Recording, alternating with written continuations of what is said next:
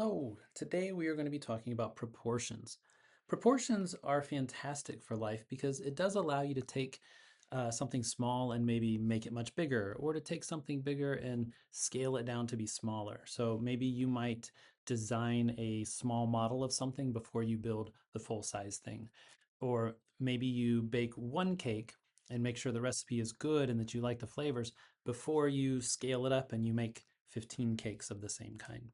First of all, proportion is an equation stating that two ratios or fractions are equal to each other. Okay, so you can see here I have just a generic one like A over B equals C over D. And if you look further down, you can see here's maybe what another proportion might look like a little further down with some numbers that you might be more comfortable with. Now, we use these to scale things, and the other thing to remember is that cross products are equal in proportions. Okay, that's true. So if we look back up here at this first one, um, one thing that we might consider doing when we've worked with fractions in the past is we might try to clear the denominators. So I could multiply the left side times b and the right side times b. And what that would allow me to do is these b's would reduce with each other. They would cancel or reduce, and that would become a equals cb over d. And then the next thing that I would probably do is multiply both sides by d. And then once again, we would have the d's reduce to each other. D divided by d is just 1. And then what I have is dA equals CB. And you'll notice that if I were to just take A times D, I get AD or dA. And if I multiply C times B, I also get C times B. And so that's the same thing here. If we clear the denominators, we get dA equals CB. But most people prefer to think of this as cross products or cross multiplication, where we just multiply those and we would multiply A times D. Now, it's true that those are equal. Let's go ahead and look at a couple examples a little further down. So for example, in this first one, I have 2/3 equals 4/6. And in your gut, that might tell you like, yes, that's right. I believe that's true. There's a few ways you can tell. First of all, if you were to scale this up, like if I were to just do times 2 on the top and do times 2 on the bottom, then that would work. If I multiply the top and the bottom by the same thing, I do end up getting 4/6. So this tells me that these are proportional to each other. But what we're focusing on, the skill that we're working with here today, is this cross product. So we're going to take 2 times 6, and that will get us 12. And if we go 4 times 3, that also gets us 12. And yes, 12 equals 12. They are equal. For number 2, we can see, again, our gut might tell us, yeah, 1/2 does equal 5/10. That's probably right. It's scaled up by a factor of 5, right? Times 5 on the top, times 5 on the bottom. I can already tell you that these are proportional to each other. But that's not the skill we're practicing. Here we're going to be taking 5 times 2 to get 10, and 1 times 10 also gets us 10. Yes, those are equal, so therefore 1/2 is equal to 5/10. The next one here, 2/9 and 16/72. That's not quite as obvious. But if you think of it in scalar terminology, I know that 2 times 8 is 16, and I also know that 9 times 8 is 72. So something tells me that yes, these are going to be equal even before we do our cross products. But if I take the time to multiply 9 times 16, I'm going to get 144. And when we take 2 times 72, I also get 144. So yeah, those work. In fact, let me show you one counter example here. Something, because you're like, oh yeah, look, those all work. Awesome. If I had something like 2/3 and I say, is that equal to 3/4? Well, hopefully in your gut, you know that's not true. But let's just verify it using this same idea. If I take these cross products, I get 3 times 3 is 9, and 2 times 4 is 8. These are not equal to each other, which means that 2/3 is not equal to 3/4. Okay, so if they were not equal, then that means that those are not proportional. All right, so in order to solve a proportion, we are going to use this idea of cross multiplication. It just makes solving things a little bit easier and quicker. Okay. All right, let's go in a little bit on this. So we're going to use the same process of cross multiplication. I will multiply this way, and I'll take this x minus 1, and we'll do that times 9, equals, we'll go the other way. This is 4 times 6, x. There we go. We now have an equation. We have variables on both sides, so we actually just need to work on doing some simplifying here. So the first thing I'll do here is to take 4 times 6x and get 24x. And then we have equals. We'll distribute the 9 to both terms inside the parentheses. That gets me 9x minus 9. The next thing I'm going to do is I need to get all of the x's on one side and all the constants on the other. So I'll subtract 9x from both sides. We have 24x minus 9x is, what was that, 15x, I think, equals, and I'm just going to bring that down, negative 9. Our last step then is to get the x alone. Now this is 15 times x, so to undo that, I'm going to divide the left side by 15 and the right side by 15. I now get x equals negative 9/15. I can reduce these because I know that a factor of 3 goes into both of them, right? So I'll divide the top by 3 and the bottom by 3, and that will be negative 3/5. We could check this by plugging it back in, but I don't. That's maybe for another time. The next one over here is 5/3 equals x plus 3 over x minus 3. So we'll start out, because we're told these are proportional, we can just multiply them together here. So we'll take the 5 times the x minus 3, and we'll take x plus 3 times 3, and then these are equal to each other. Now that we have an equation, we'll distribute the 3 to both terms. So that's 3x plus 9 equals, we'll distribute the 5 on the other side. That's 5x minus 15. Now we want to get all the x's on one side. We're going to do this by adding and subtracting. So I'll subtract a 3x from both sides of the equal sign. 3x minus 3x, those will combine to be 0. Then I have, I'm going to change to just all black at this point, I think, because I want to.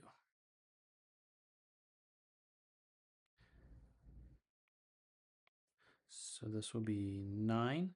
On the right side, I have 5x minus 3x. That's 2x. Okay. The next thing that I'll do is I'm going to add a 15 to both sides. Now I have negative 15 plus 15. Those will combine to be 0. And then this is 24. Lastly, we'll divide both sides by 2, and we get x is equal to 12. Our last one of these looks very similar. We'll start out by combining to the, or multiplying to the left, so this is x minus 5. You'll notice I always put this, when I have more than one term, I put it in parentheses so that I remember I do have to in fact distribute. And on the right side, we'll take and multiply the 2x minus 5 times 7. Okay. So we'll distribute the 3. We'll distribute the 7. That's 14x minus 35. And after this, we'll work on combining our like terms. The first thing I want to do is to subtract a 3x from both sides. So I'll go minus 3x. Of course, 3x minus 3x, those combine to be 0. 14x minus 3x is 11x. And then we have our minus 35. The next thing we're going to do is add a 35 to both sides.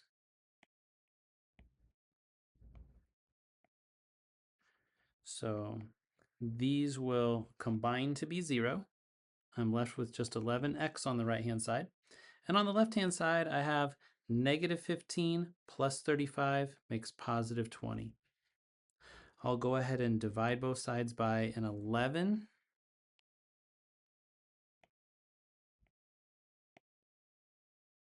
And then that allows me to say 11x divided by 11 is just 1x, or just x.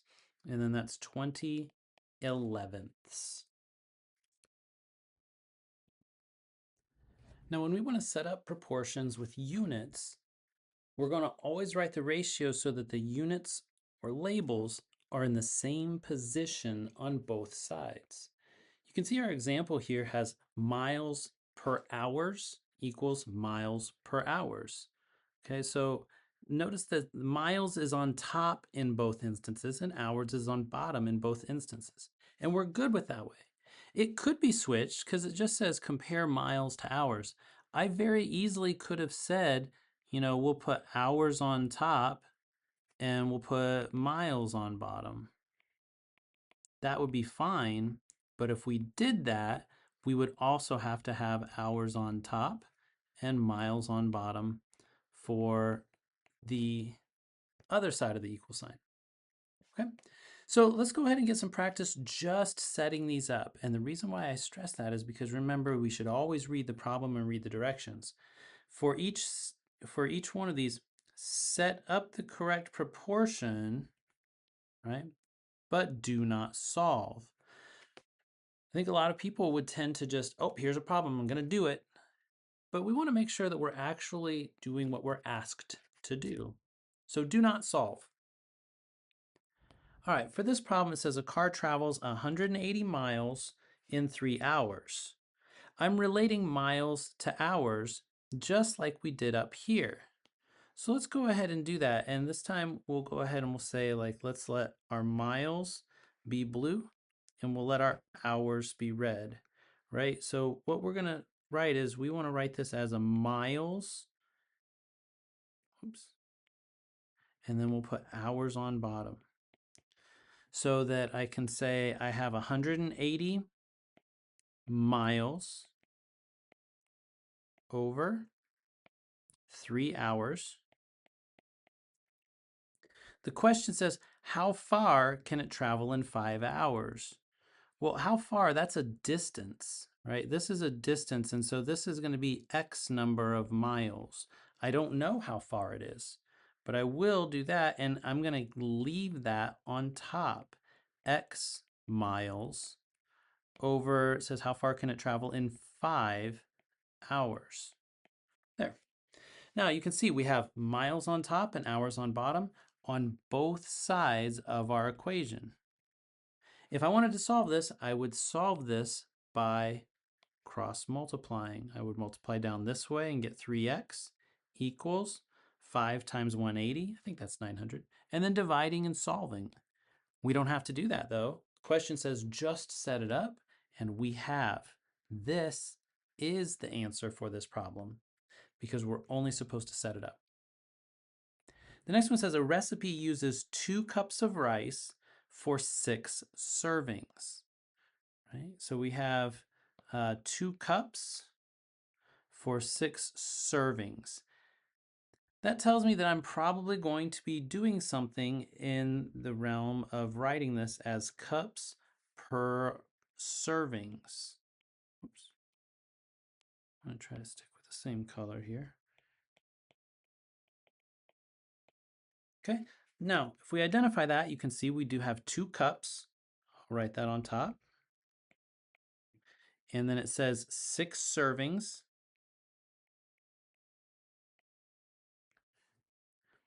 and it says how many cups? Well, this is some number of cups. I don't know what it is. I'll call it X cups because I don't know. But when I look at where that goes, does it go on top or bottom? Well, cups is on top, so I need to write this as X cups on top, and I'll put 15 servings will go on the bottom. We would cross multiply to solve, but we don't have to because only setting up. That's it. A map scale shows 1 inch equals 25 miles. How many miles does 7 inches represent? Now I realize there's a lot of people that read this and they say, oh, if 1 inch is 25 miles, I've just got to go 7 of those. So 7 times 25, 175, I'm done, right? No, we need to set up a proportion for this. Also, those are pretty nice numbers. And yeah, we can do some of those in our heads occasionally, but we want to be practiced so that we can do them when the numbers aren't quite so nice. So I do see inches equals some number of miles, right? So I'm just going to set up my proportion like that. I'll put in inches on top, and I don't know, I changed red and blue, I guess. And then we'll put miles on bottom. So we'll do 1 inch over 25 miles equals, let's see what else we have. It says how many miles? Well, in this case, I'm using blue for that. So we'll say how many miles. So I'll say X miles. And then we also have 7 inches. So for the other side of this equal sign, I'll put the 7 on top. That way my label is, I have inches on top. And then the X number of miles, that other thing that we don't know, X miles, that goes on bottom. There we go. And that is a proportion set up properly. The last one that we have, a medicine requires 5 milligrams per 20 pounds of body weight. Well, you know, this actually tells me that it does want, this is all set up right. We know that per means like out of or even divided. So we're doing like a little fraction, right? And some people might just be like, oh, 5 out of 20. Well, the labels are very important. We would write this as 5 milligrams per 20 pounds. That's going to be our first conversion. So let's go through and identify these. I'll put 5 milligrams. I'll do those in blue, and we'll do 20 pounds in red. So 5 milligrams per 20 pounds. Then for the other part of this, it says how many milligrams? Okay, how many milligrams? That's the thing I don't know. That means I need X milligrams. Okay, so the milligrams goes on top.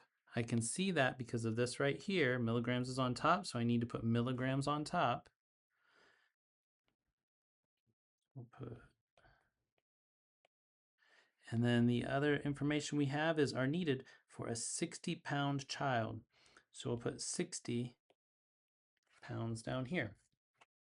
Once again, you can see that our proportion has milligrams on top in both instances, and it has pounds on bottom in both sides. So we do have a proper proportion set up for this. All done.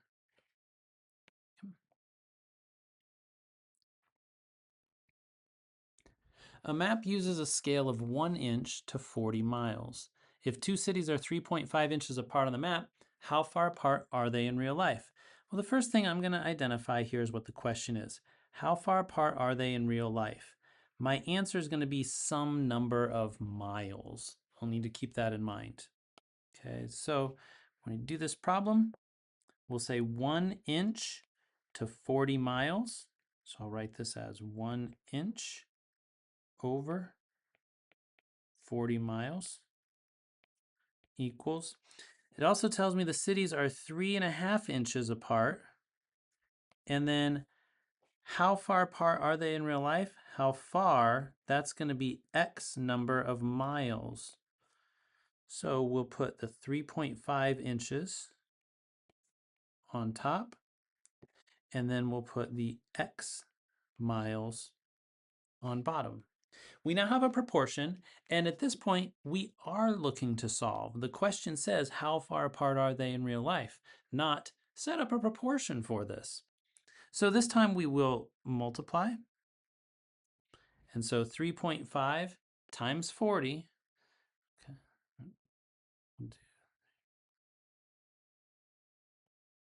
gets us 140. And this is something else to kind of pay attention to is, let's go ahead and get rid of that. We get 140 miles inches. Those don't really seem like they matter. And at this point, they kind of don't because we could reduce the inches and the miles. And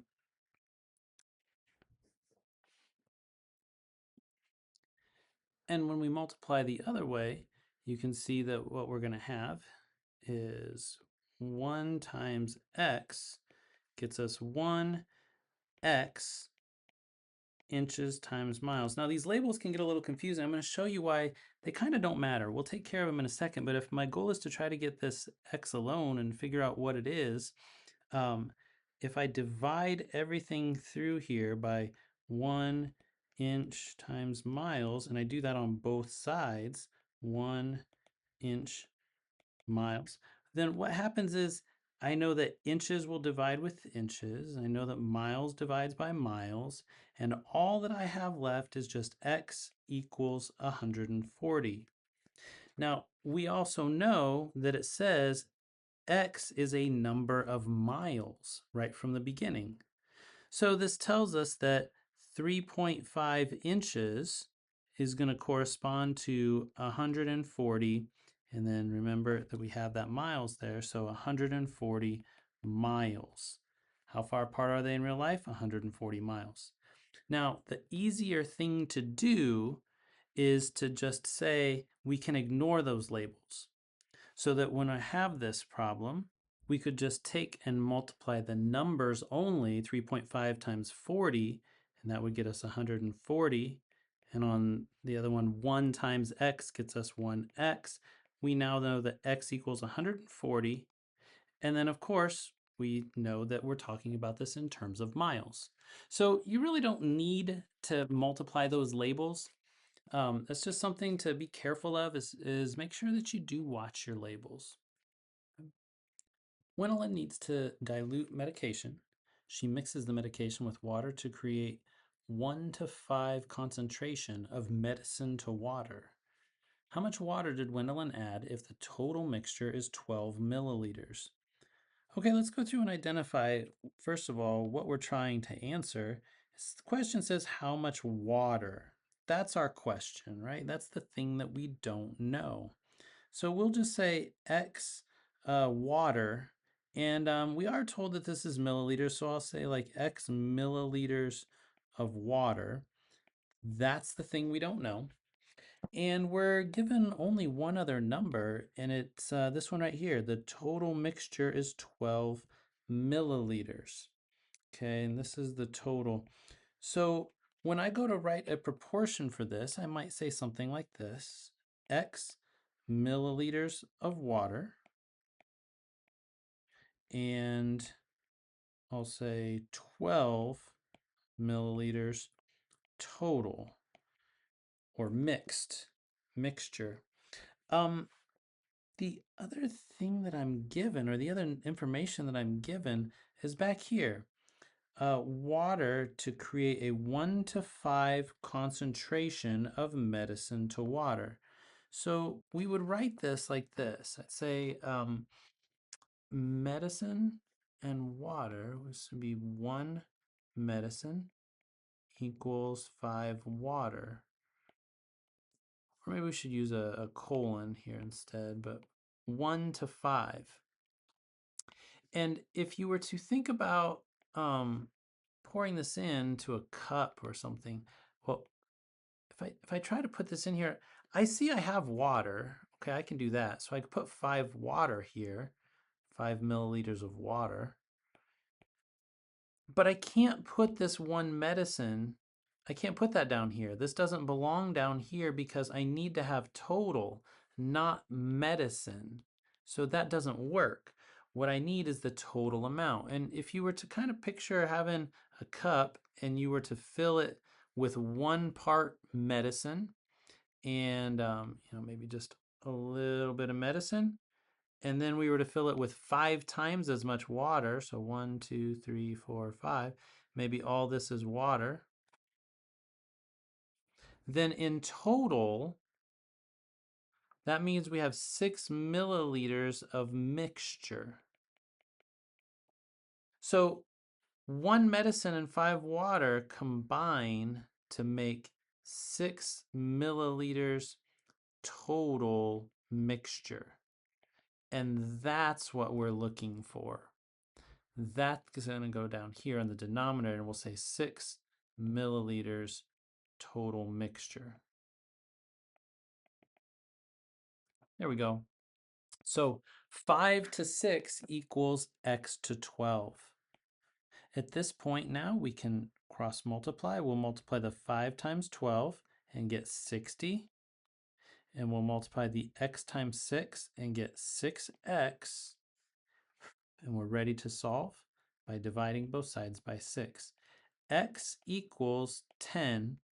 And specifically, I know that it's 10 milliliters of water.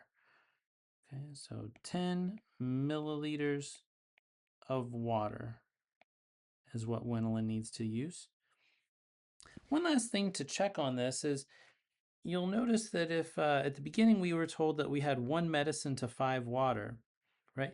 Well, now if we have 12 total and 10 of those are water, that means that we have 2 milliliters of medicine, right? We have 2 milliliters of medicine. And of course, 2 to 10 is the same thing as 1 to 5. So we've scaled it up. And this does seem like this is going to work out just fine.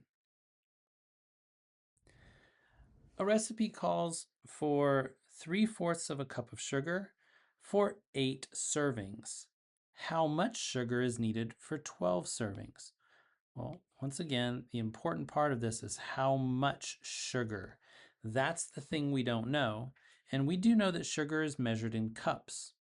So I'll start out by saying that we'll say X cups and then of sugar. That's the thing that we're going to solve for. That's the unknown. Okay. So my proportion that I'm going to set up here will be X cups, and then it's cups of sugar. The other part of this question says how much sugar is needed for 12 servings. So I'll go ahead and put 12 servings on the bottom because we want how many cups of sugar for 12 servings. My proportion that we're going to use needs to have cups on top and servings on bottom. So I look over here, I can see 3/4 cups, and I also see 8 servings. So we'll go ahead and write those in the appropriate place. 8 servings. And yeah, it's okay to have a fraction in a fraction like this. That's just fine. 3/4 cups. At this point, we're ready to solve. We're going to cross multiply. So we'll multiply our 3/4 times 12. Okay, 3/4 times 12 is 9. And when we multiply the other way, x times 8 is 8x. We'll divide both sides by 8, and we get x equals 9/8 cups of sugar. Just a tip, if you do want to become a good baker, you're probably going to weigh your ingredients instead of using volume. Just considering our answer a little bit, we do know that, just kind of verifying that, is this reasonable?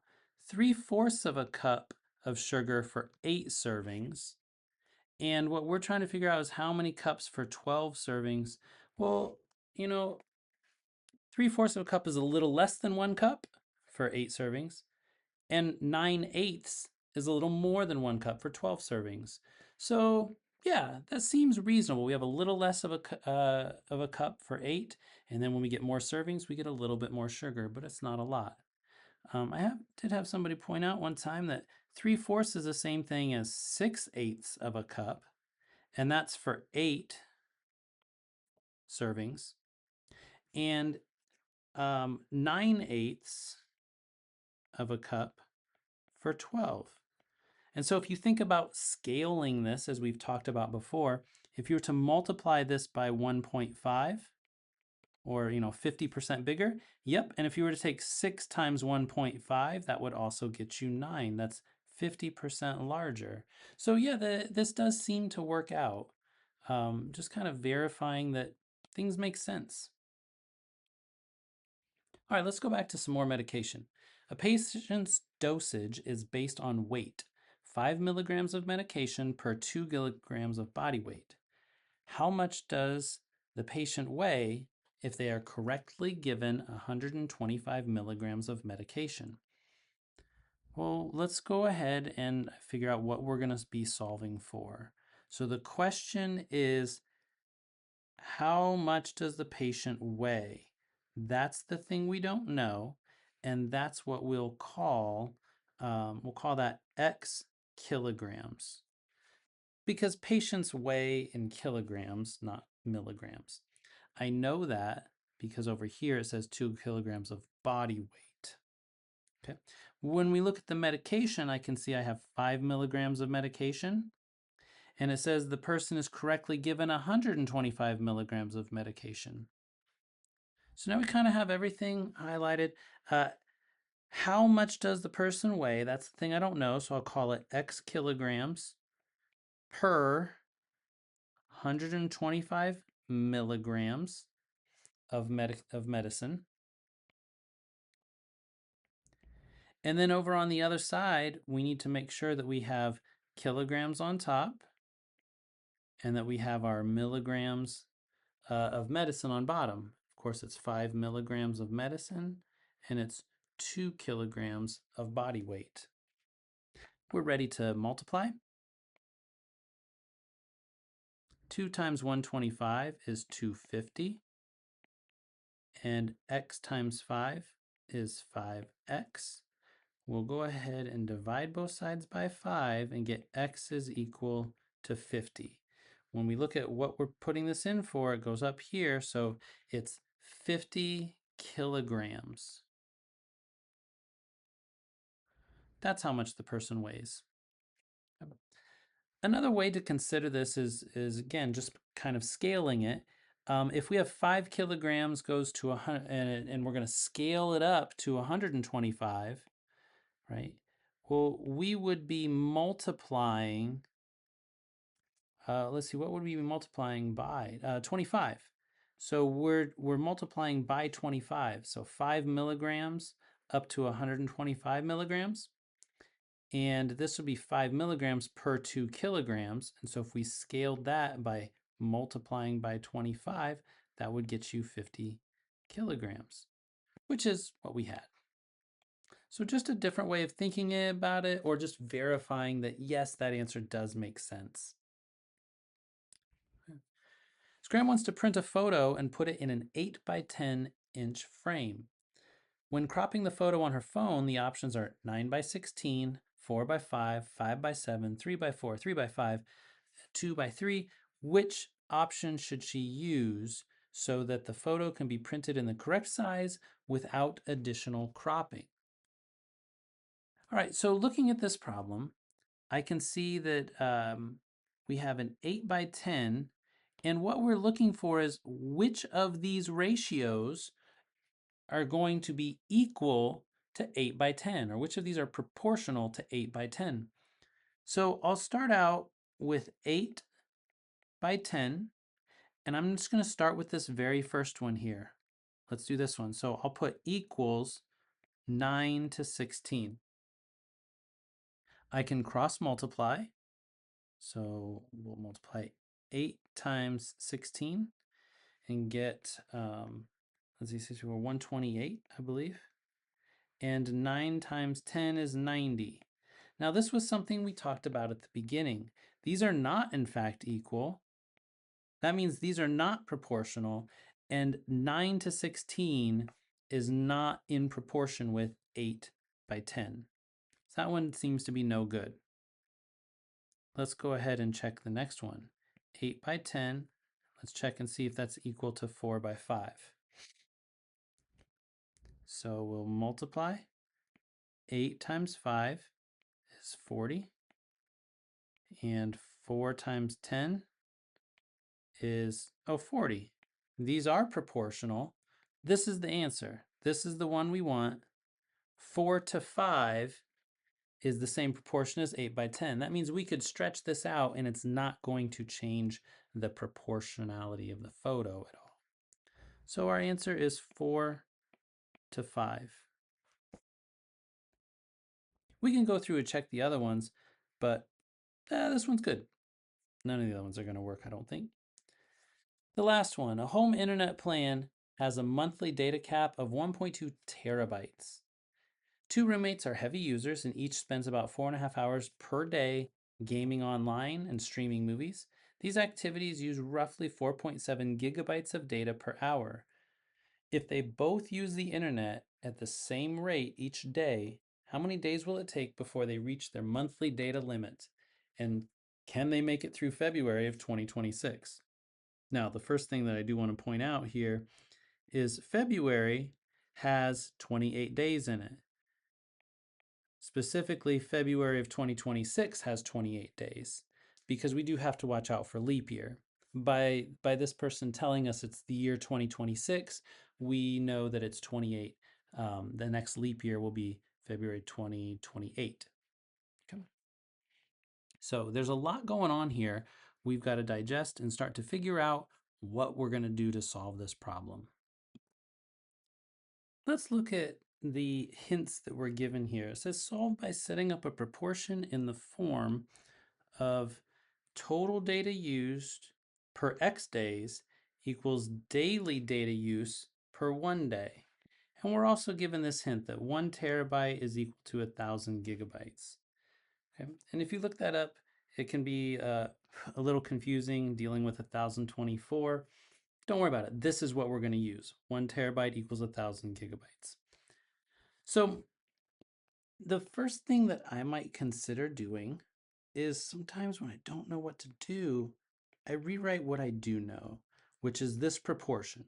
Total use per X days. Okay, cool. That's what I want to know is how many days I'm able to, or these people are going to be able to have data. And then the daily use.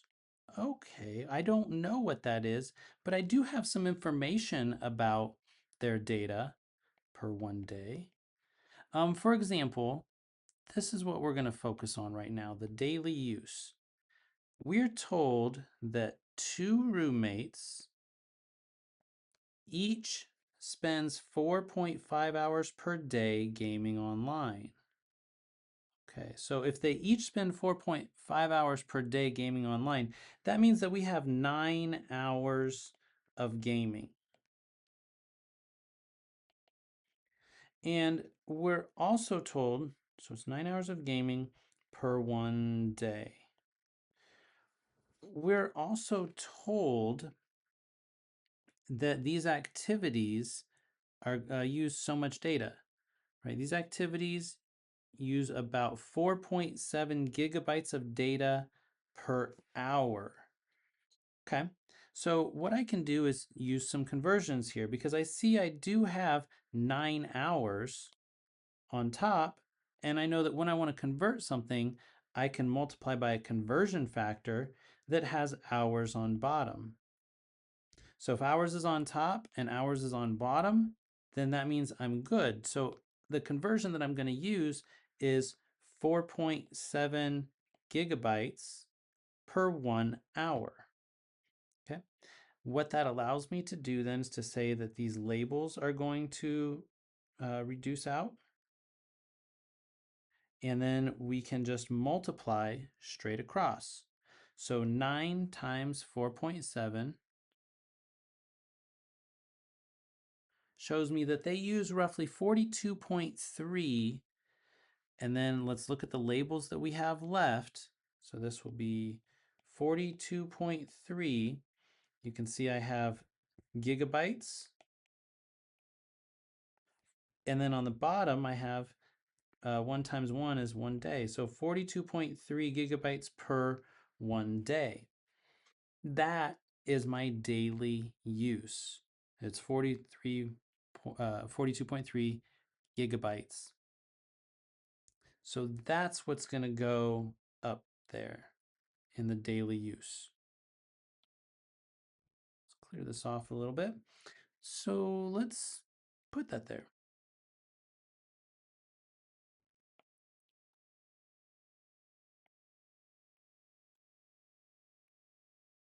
There.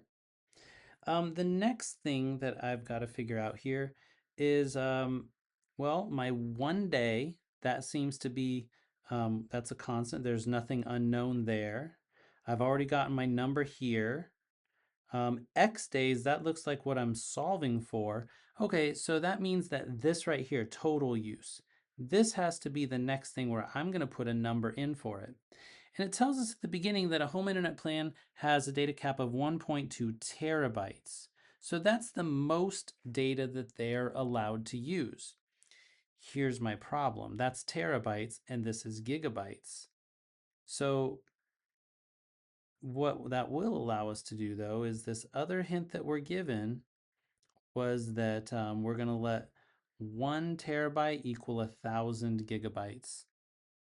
All right, that's easy enough then.